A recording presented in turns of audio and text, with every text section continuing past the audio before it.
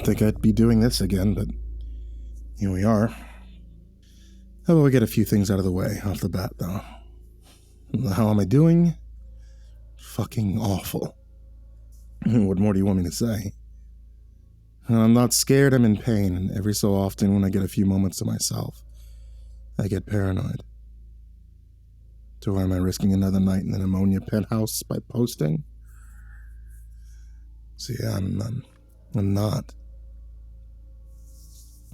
Adrian and his people watched the activity on my first post, saw how many people were interested in this hideous endeavor, figured it was an effective way to find a few more volunteers. I'd like to think this is a point where people stop reading.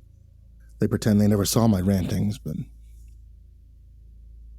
that won't happen. I'm not trying to sneak this out under the cover of darkness. I'm being made to write it. One more glimpse into a reality few will believe, fewer will experience. The thing in my cell. What is it? What does it do? I'm telling you the same thing I told Percy the next morning. The hell if I know. I've yet to see my cell or anywhere I recognize on the monitors again. For the past couple of days, I don't know. It's like I can feel it. Just watching. Waiting for something I'm too stupid to see. Look down on my foot, stifling a bit of rage. I think about how they acted as if they were rewarding me by letting someone with a medical degree cut the dead pieces from it. I've never been much for camping, survivalist crap. In the few days since we've talked, I've made a lot of bad decisions. You learn quick, when your life is on the line and there's no shortage of information online. I'm improving. Even if I'm a day late and $1 short. 3 weeks left. I know you're screaming at me, wondering how I could be so stupid, but this place is designed to make you screw up. Need help, then sell a little bit of your soul to get it. I want to talk to Adrian, I told Percy after giving him my morning report. It's not like I have him on speed dial, Nate, Percy responded. I heard him walk in about 2 minutes ago. You guys are fucking with my head enough. I'd jump at a pin dropping in Canada, I said dryly. And that's no lie. In all the movies and stories, main characters get turned into some kind of badass after wading through supernatural shit, and I can't say that that's my experience. What can I do for you, Nathan? Adrian asked. I want to know more about what's going on here. What was it you said before, Percy? Think of it like I was drafted into a war. So tell me who the fuck the enemy is. What it wants. Anything that'll make this feel less like helping you sick bastards make snuff films. I pleaded. Nathan, I couldn't give you the big picture if I wanted to. Each project is a gear in a machine built to save a civilization, Adrian replied smugly. Safe. Who the hell's being saved? All I see is people getting torn apart. He spit. How do you kill a werewolf, Nathan? Adrian asked. I don't know. Silver? I said dismissively. Good. How about a vampire? Adrian continued. Stake through the heart, fire, daylight. Cross, I replied. I could probably name a dozen other legends. And you could name a dozen other ways to kill them. Am I right? Adrian leads. Sure, what are you getting at? I demanded. How would you have saved your friends? Let's say you have nearly infinite manpower and resources. What would you have done? There was an air of anger in Adrian's tone. I mean, you're military, right? Some form of government branch, send in the worst you have, I answered. The second I stopped talking, Adrian said, "They're dead. So are your friends. Now this thing is spooked, and instead of picking off a few people here and there, it's leaving a trail of dead and wounded to slow you down. What now?" "Contain it," I said curtly. "With what? Cement? Steel? The bones of orphans? How do you go about doing that without attracting the attention of an entire city?" "You know what it calls itself? Wire jaw. Some 4th grade wordplay. That scares the hell out of me. Do you want to know why? It's stupid. It's crude. It doesn't follow any kind of logic, and there are hundreds of them. More every day. Something has changed. Laws that make gravity look like a suggestion are being broken, and here you are demanding to know exactly how your efforts are being spent. Do you know what hubris is, Nathan?" Adrian growled. "If I didn't, it'd take you an hour to explain it, and I still wouldn't have a clue." "Nathan, I've devoted an inordinate amount of time on you. Please make it worthwhile. For all our sakes." The speaker cut out. I paced the room as I watched the monitors, trying to keep my wounded foot limber. My lungs are on the mend, cells dry. I'm doing about as well as I can be. I catch some action on a monitor bank showing various angles of a junkyard. A massive slab of a man drags someone I can best describe as accountant-looking. The victim is duct taped to a chair, then bound with thin wire, just for kicks apparently. It digs into his flesh, making small cuts. The wild-eyed giant opens a tool case, drawing out a long, flathead screwdriver. I find myself thinking something's weird. The man driving the shop tool into the poor bastard in the chair doesn't have the vibe to him. God damn, what has this place done to me? Seeing a serial killer is mundane. There's rustling in the assorted garbage and scrap around the two men. It catches the killer's attention. He draws a pistol from deep within a set of welding overalls, taking no chances on a fair fight. Jaded as I may be, something isn't right, I know it. I lean in further, inspecting each monitor. Feels like I've been doing this for years, despite the fact it hasn't even been a month. The eyes dart back and forth, watching to catch a glimpse of whatever new horror this is, hoping maybe I can find something big or unique enough to get me out of here early. It's a tiny hope, foolhardy, but it's all I have. I'm not giving up. My heart pounds. I see something start to creep from a pool of shadow, too deep and wide to be natural. "Hyenate," I hear from less than an inch away from my left ear. The breath is rank, it smells phosphorus and copper. In 2 words, the tone of its voice shows me the depths of insanity. Malnutrition, disease, fear. One of the 3, or a horrible combination of them all, decide to drop-kick my heart. I see spots, I lose my balance, and I hit the ground. "Come on, Natty. A heart attack?" Same voice says, tossing in some mocking laughter. I can't catch my breath. It feels like my heart is pounding out of my chest one moment, grinding into a grand stop the next. I closed my eyes, trying to calm down, trying to forget what I'm going to see when I open them. That harsh, lunatic voice cackles as I try to stand. I grab onto the desk supporting the bank of monitors. I put everything I have into staying conscious. I'm shaking, I'm panting, my heart catches a rhythm, my vision clears. And I wish to God that it didn't. The first thing I notice is me, face looking shocked, staring ahead at the monitor bank. And the second is him. That thing I saw on the monitors, the one from my cell, its ethereal features shifting in almost imperceptible ways, but the oversized, damaged helmet, the slagged shell casing for a lower jaw. There's no mistaking it.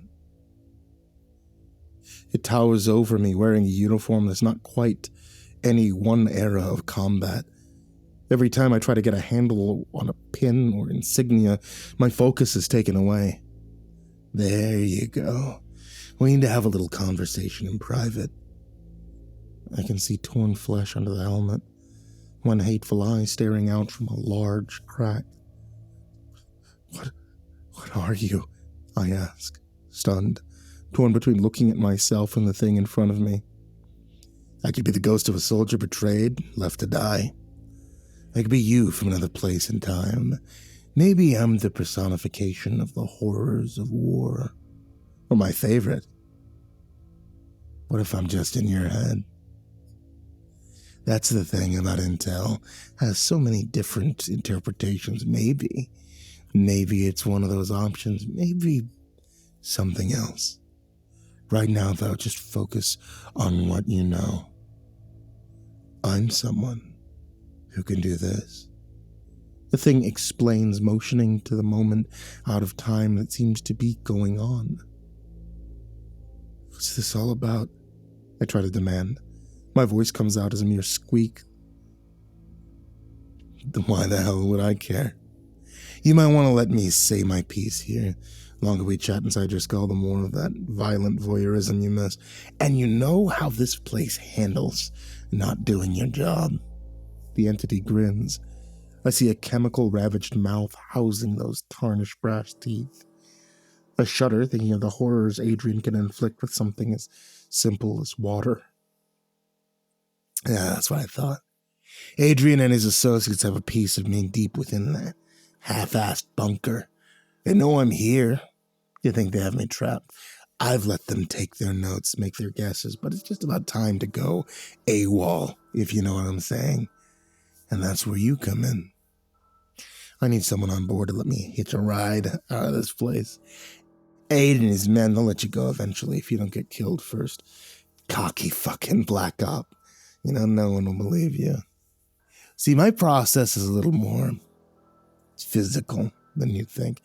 I could try and force my way in, but chances are you just stroke out, then I'm left holding a bag of shit trying to find another pog to get me out of this. If I don't, I say, trying to hold on to some scrap of pride. Do what? Tell Adrian and Percy? Great idea. How do you think that goes? I'll save you the trouble of guessing. You spend the rest of your life being cut open, poked, prodded, exorcised, hit with every other kind of voodoo or fringe science in existence. In me, I pop down to the next cell. I try this again with one of the other countless poor bastards in here. The monster says smugly. I'm silent, not daring to speak against it. That look in your face tells me you think this is a negotiation. I'm getting out of here one way or the other. Only difference is how much of your life I pick apart on the way. Once you wrap your brain around this, you know where I'll be, the rotten thing says. My stomach drops. I'm disoriented. I'm confused. My head is spinning. I can barely see the monitors in front of me. I retch thin rations, half digested, hit the floor. Junkyard is a modern art painting of scrap and gore. Whatever did this is long gone. I don't have the energy to yell. I laugh, tears falling down my face, making tiny pools on the waterproof floor.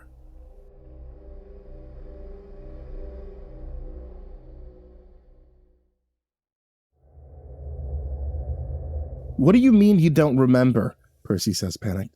Those words in that order, that's why I chose them, I repeated petulantly.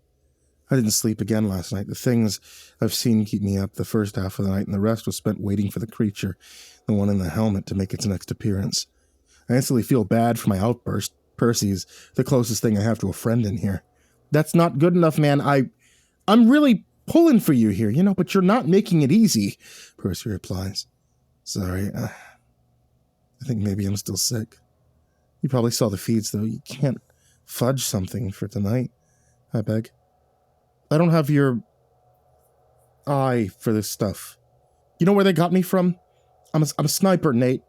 They needed someone who can deal with bad shit happening at a distance, being responsible for it, not turning into a psychopath or a robot, Percy replies. Please. It's the only thing I can think to say. All right, but this is the only time. You understand, if aid was here when you asked, half that room would be flooded, right? He was a vampire. Last vampire, actually. Looked like a guy in his 20s. Killed both those people. Drawn to the blood. That's all I have, though. And keep in mind, if aid decides to look into things, see something that you shouldn't have missed, we're both fucked, Percy says. I hate putting him in this position, but his actions are the only bit of kindness I've seen since I've been here. I try to work off some of the anxious energy till the monitors start showing anything of note. But the more I move, the more I notice the faint image of that thing, hiding in corners, leering down from the ceiling. I start to call it Charlie in my head. I'm tired of thinking of it as the creature or the thing. No, Christ, no, I say as the bank monitor shows my visual torture for the night. At first I think the cameras must be mounted badly. They have a slow but noticeable sway. After a few minutes, though, I realize I'm looking at a houseboat. A boy of about 12 is left for a few hours by his aunt and uncle. He's ecstatic. Freedom and an interesting situation made him happy in the kind of way only children can be. Feels like my legs are going to give out from under me. I've seen things that have changed me, frayed my brain, but not a kid. Not a kid. I don't think I can deal with that. I sit, stunned, watching the scene unfold. The child explores every inch of the houseboat. He's enamored with the rolling waves. Sounds of the water at night. Temptation to walk into the deck eats at him. Eventually, he loses the battle. Armed with nothing more than a life jacket and a fear of being caught, he explores the outside of the boat. A camera on the outside shows the boat starting to slowly drift. Something's untied the line to the dock. The child doesn't notice.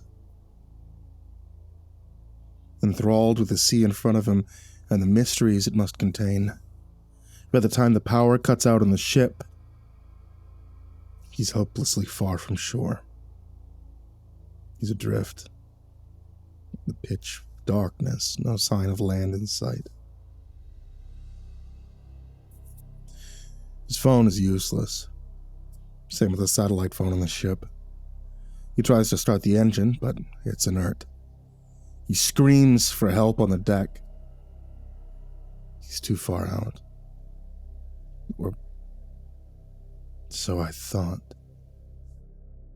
The view from the cameras is too dark. It's hard to make anything out, but both myself and the kid hear a voice. Eric. Eric. Over here. It's small. Feminine. Coming from the waterline.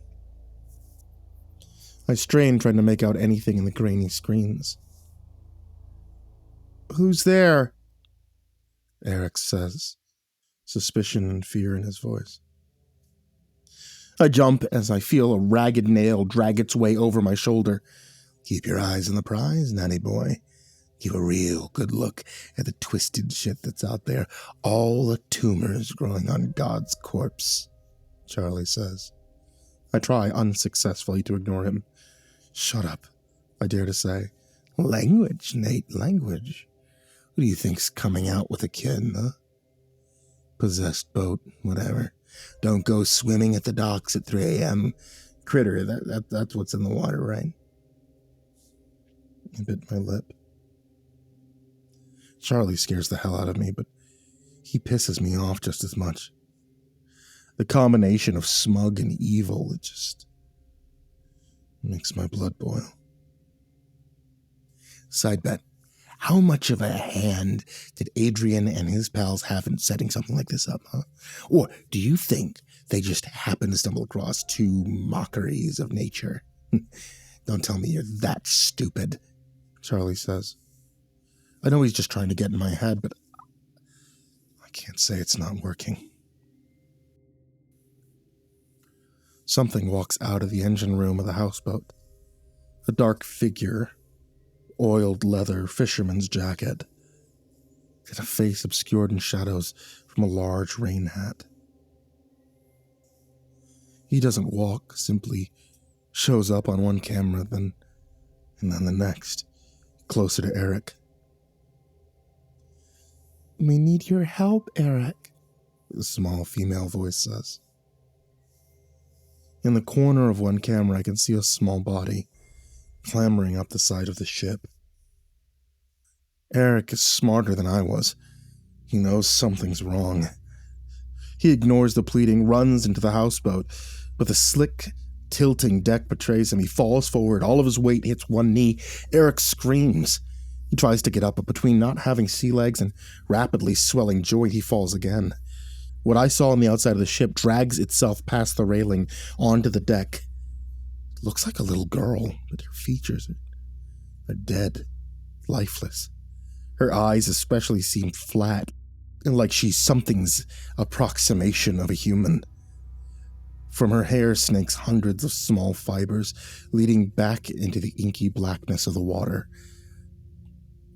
The facsimile of a little girl stands awkwardly, stumbling, falling, dragging herself back to its legs, not used to solid ground. "Eric, please. Only you can help my people." The girl's voice is convincing, but her doll's face betrays a dark malice.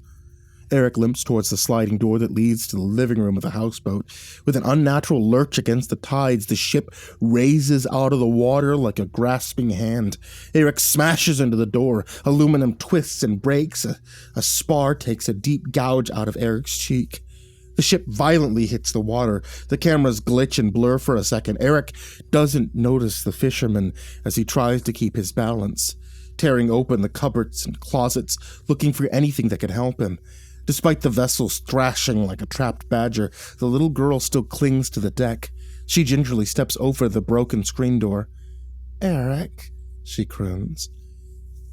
"This is gonna be a fucking tug-of-war," Charlie snarls happily. Eric finds something, a large orange bag almost as big as he is. I have no idea what it is, but the kid seems smart, and context is everything. I don't even know where I could be looking. The fisherman blocks one exit, the little girl's in front of the other. The waves outside the boat are gaining momentum. It's chaos. Eric is torn, frozen in indecision. The lights flicker. The fisherman seems everywhere at once. Eric bolts. A rusted gutting knife buries itself in the wall by Eric's head. I actually cheer. But the fisherman is more than a sharp blade.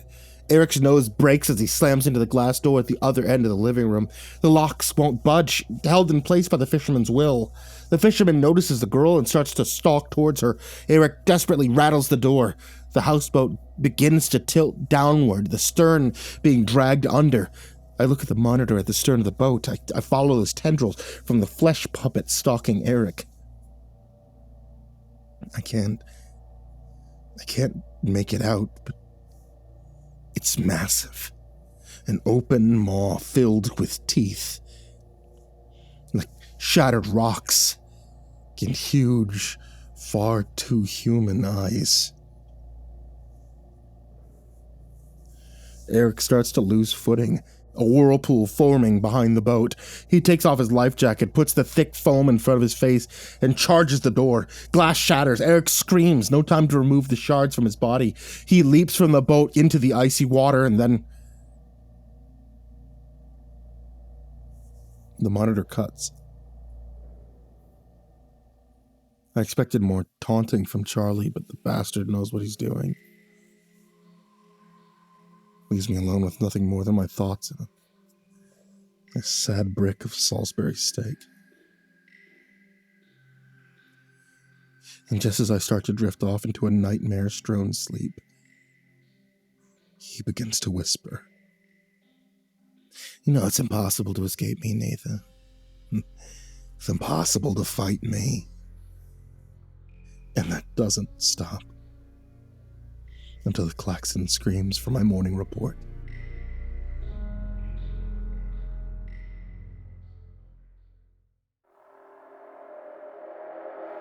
That's a funny thing, feeling your mind slip away. Being cognizant enough to know that what you're seeing is tearing you apart. It's hard to focus on Percy, but I try my best. The ship sank? Percy says. Yeah, whatever that was below the water looked big enough to swallow it, actually. Any idea if that kid was okay? I ask. No, I don't really know. I guess I'll see if I can find out. Overall, what are your observations so far? My hands shake. All I want to do is beg to leave. You've entropy, illogic. It's like there's been some kind of paranoid oil spill somewhere. Did you guys set up that kid? I blurt. I could hear Percy gasp. Yes, I'm not as good at picking out background noise as I thought. Nathan, how much longer do you think you can last? How many more weeks in that cell, living side by side with whatever paranormal hanger-on you attracted, do you have in you? You need to focus more on the task at hand and less on distractions, questions. Seeing as you've been having trouble sleeping, why not make use of that time? From this point forward, your rest period is 4 hours, Adrian said curtly, cutting off the conversation. Adrian doesn't make empty threats. Day after day, 20 hours of boredom and terror, eating meals that are declining in quality with only 4 hours in between. I'm falling apart. Just like any of the victims I'm forced to watch, just slower. Sleep heals the body, refreshes the brain. Every minor scrape and bruise I get festers and spreads. My mood is erratic. And the entire time, Charlie is there to remind me of what I'm doing, of what he wants to do, of all the esoteric horrors Adrian and his people are probably unleashing. One night, I laugh. And then I pass out. It's a fleeting thought, but for a few minutes, it takes over my mind. The absurdity of it. The kismet, I'm sure a lot of you can relate. It reminds me of my first experience with horror. Starting off loving it, but afraid. Wondering what's real, what's not.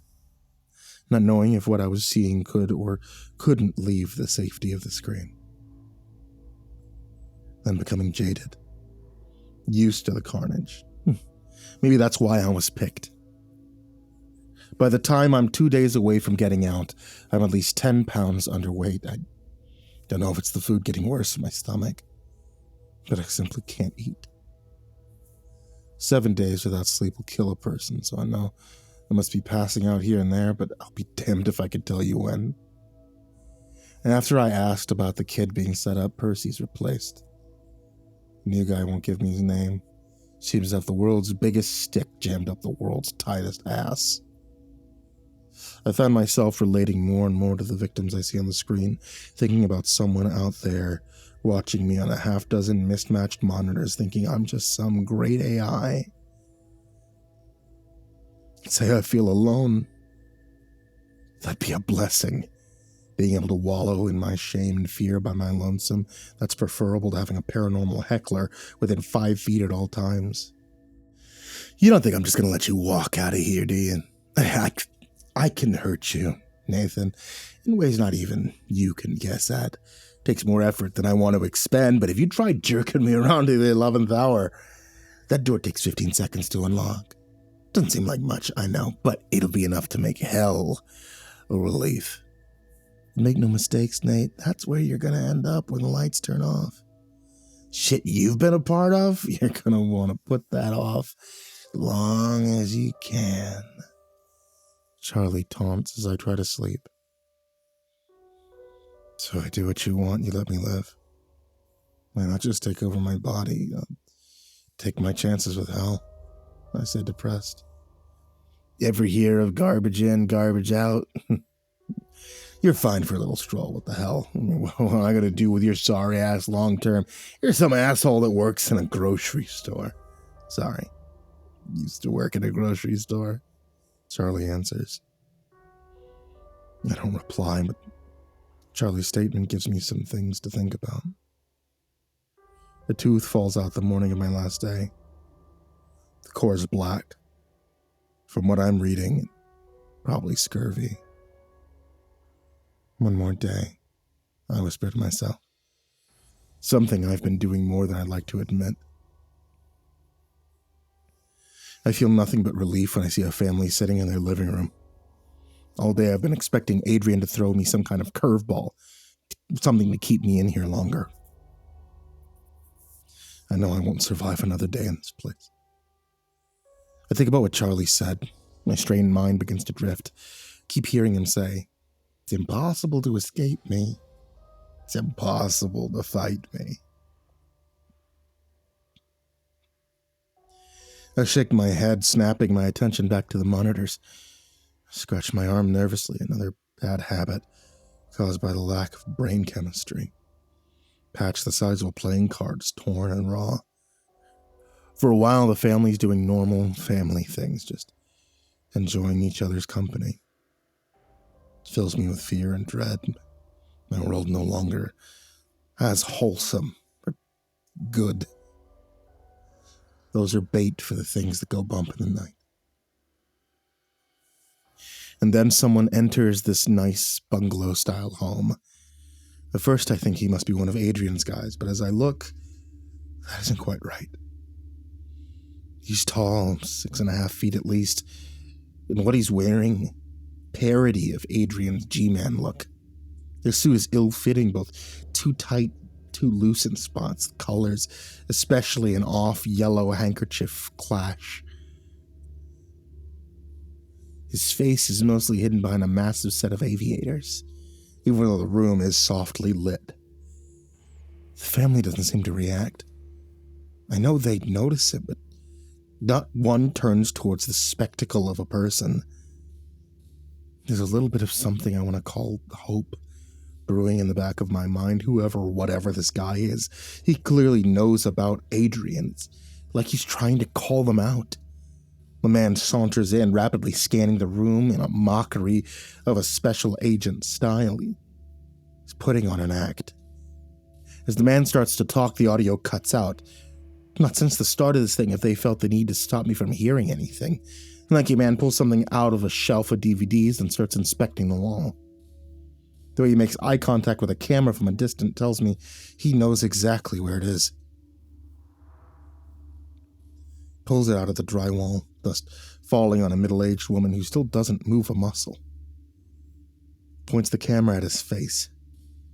Can't tell what he's saying, but I see thick scars, shattered teeth.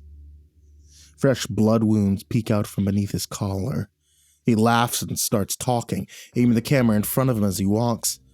If I didn't know better, I think he knew they cut the audio. For a minute, it's nothing but motion blur, and then I see something strange. The front of a DVD case comes into focus. Seems pretty standard for a bargain bin kid movie. Pink background, the title Helping Hands, and a trio of Muppet knockoffs straight out of the Uncanny Valley. DVD's thrown as the camera tries to focus. I see a kaleidoscope of colors. Once it clears, I see a pile of meat and felt. 3 things, 5-foot versions of the characters from the DVD sit in a vulgar, dismembered pile. Some still trying to crawl towards the garish dressed man. The man drops a piece of paper onto the pile. Scrawled on it are the words, "Adrian, try harder." And a few seconds later, a second covers it. Reading, "Nothing is impossible." The view from the camera bulges and then cuts. I spent my 4 hours thinking of what exactly that was about. Is it weird? It makes me feel hopeful. Someone knows the hell that's going on in this pit. I wonder if they can do anything about it. But it's not his actions that stick with me the most. As much as I love seeing someone stick it to Adrian, nothing is impossible. That stays with me.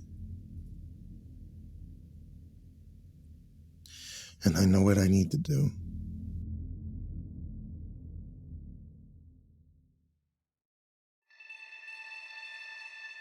I'm only talking to Percy. You know what you need to do, I say to the nameless man that's been typing my reports. Nathan, your performance has been more than adequate. You've been well compensated, and this is your last hour of service. Why do you want to make things difficult? Adrian asked. Percy, I repeat. The hole where my molar was throbs as I speak. There's enough silence, I think I've just gotten myself killed. But eventually, Adrian comes back on. He can be here in 20 minutes. That time will be added to your service. Let's go. I've had enough of this place, I think. I'm not lying, but I'm not being honest either. You're gonna feel a little pinch, Charlie says sadistically in my mind. Feels like a wire brush is being jammed into my skull. I'd scream, but I can't. I have no outlet as the pain floods through me. As one of my eyes starts to blur, then goes dark. Useless. I could feel him. Not some vague metaphorical sense, but in the same way you could feel the tiniest splinter. I wipe blood from my nose. I feel the vile intellect prodding my mind. Nate, you made it, man! Kind of ballsy for you to go making requests, though, Percy says. I take a deep breath.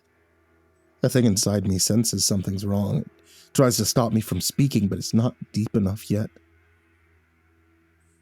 That thing is inside my head. It made me an offer, a threat, really, to sneak it out of here. I don't know what kinds of horrible things you guys are doing, but I'm not going to be the guy who sells out humanity for a promise from some demon, I say. I hear Charlie screaming in my brain. He lashes out, tries to take control, succeeds in getting me to knock out a few more teeth on the desk, but I press on. I have nothing to lose. I've seen the impossible dozens of times. I've seen the damage chaos and brute force can cause. Something like Charlie, something cunning, something with a plan. I can't even imagine the brutality he's capable of. The one thing he wouldn't shut up about was how useless it'd be to tell you guys. It made it pretty obvious that's what I need to do. I say, my tone resigned. Get someone down there, right now! I hear Percy screaming. Adrian backs up the statement. I grin a crooked smile as I place my phone on the desk. Trembling, twitching fingers, barely able to finish the task. I wanted to talk to you all at the end. I wasn't alone through all of this. You were here with me. And last time I ended up telling you that this was a warning. My way of trying to help everyone out there. I stand by that, but now I I don't know what it's a warning for.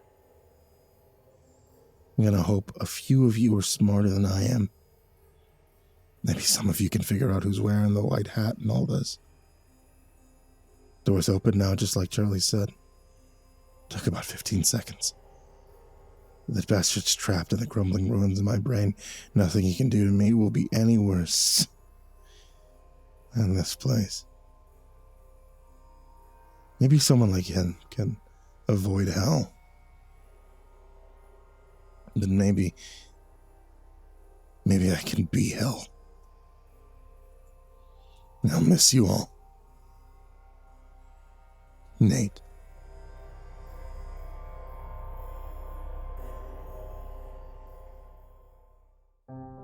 Hey, did you like that creepypasta story that you heard today? I bet you did, because you stuck around to hear the outro. So, if you want to find more creepypasta stories like this, check out the links in the description down below that lead you over to the Creepypasta Collection, Volume 1 and Volume 2. Volume 1 and Volume 2 also have a bunch of stories from some of the best authors I've worked with in the past 15 years, which I think is pretty high praise, seeing as it's like, what, 4,000 stories?